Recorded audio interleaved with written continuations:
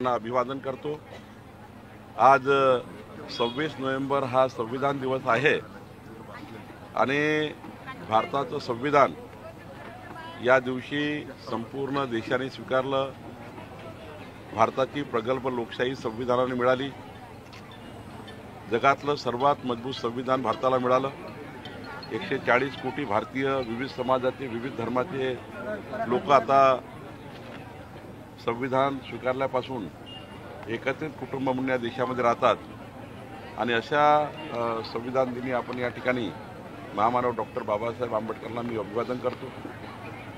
आणि नागपूर जिल्ह्यात महाराष्ट्रामध्ये संविधान दिनानिमित्त आम्ही असा निर्णय केला।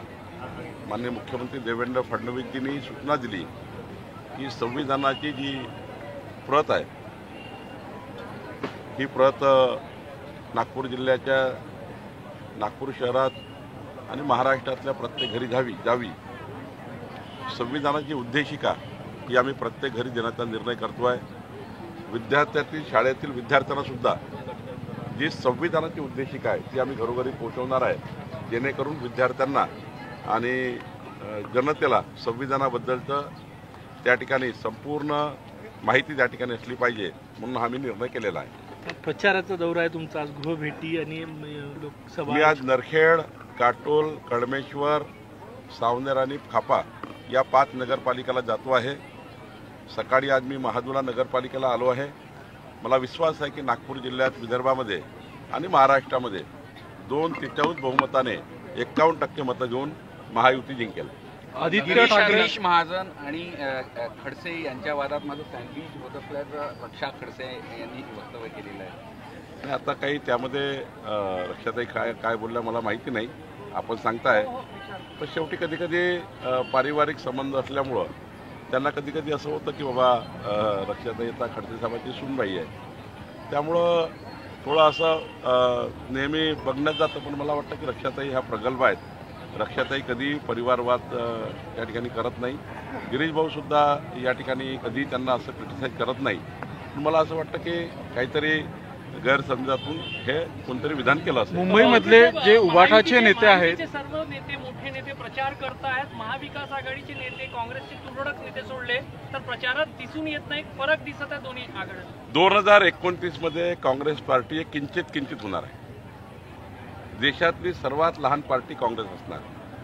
काँग्रेसमध्ये विसंवाद आहे, म्हणजे कोणी कोणाशी बोलायला तयार नाही, कोणी नेते एकामेकाचं तोंड पाहायला तयार नाही। आणि त्यामुळं जेव्हा तुमचा संवाद तुटला, जेव्हा विसंवाद तयार झाला, तेव्हा परिवार असो की घर असो की फॅमिली असो की पक्ष असो, तो तुटणारच आहे। कार्यकर्त्याला काय वाटतं, कुठल्याही कार्यकर्त्याला वाटतं की आपल्या नेत्याशी आपण जोडलं गेलं पाहिजे, आपल्या नेत्यांनी आपल्याशी रोज त्या ठिकाणी आपल्या जीवनामध्ये हजर उभं राहिलं पाहिजे।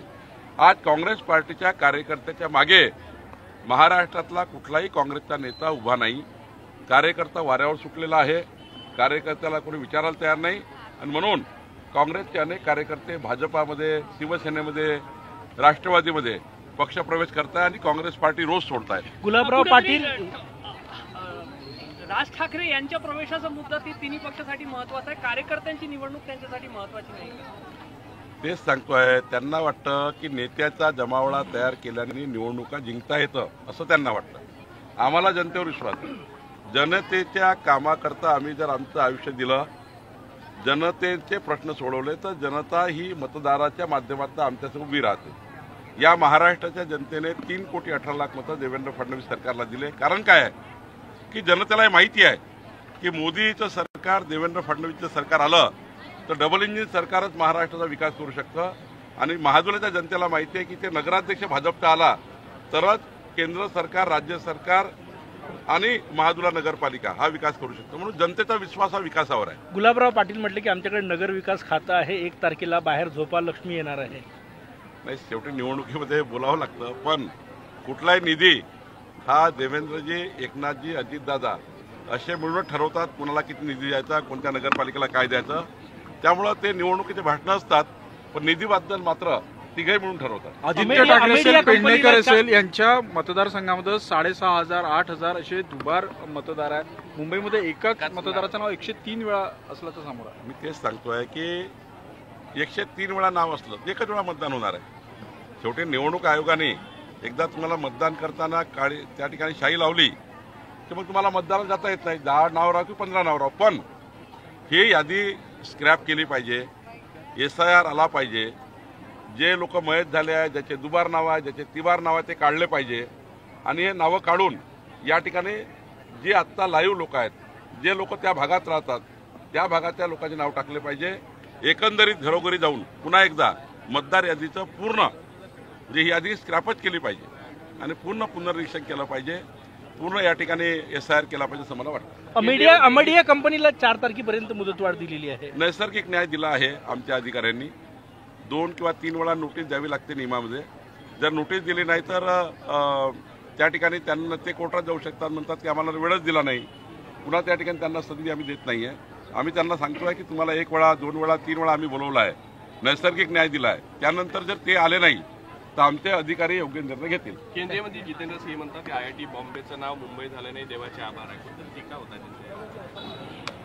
ते काय बोलले मला माहिती नाही. नाही, त्यावर राज ठाकरेंनी ट्विट केलेलं आहे की मुंबई NCR सारखं गुजरातला जोडण्याचं या केंद्र सरकारचं प्लॅन असल्याचं आरोप. त्यांना हेच राहतं, जेव्हा त्यांच्या निवडणुका येतात ना मुंबई वगैरेच्या, तर गुजरात दिसतं, ते बुलेट ट्रेन दिसतं. त्यांना विकास दिसत नाही. काहीतरी कुठं जोडायचं, कुठं काय करायचं. मुंबई ही महाराष्ट्राची आहे. मुंबई ही महाराष्ट्राची राहील आणि मुंबईला कोणी तोडू शकत नाही. आणि त्यामुळं ह्या फालतू गोष्टी जे करतात रोज नरेटिव्ह तयार करण्याच्या,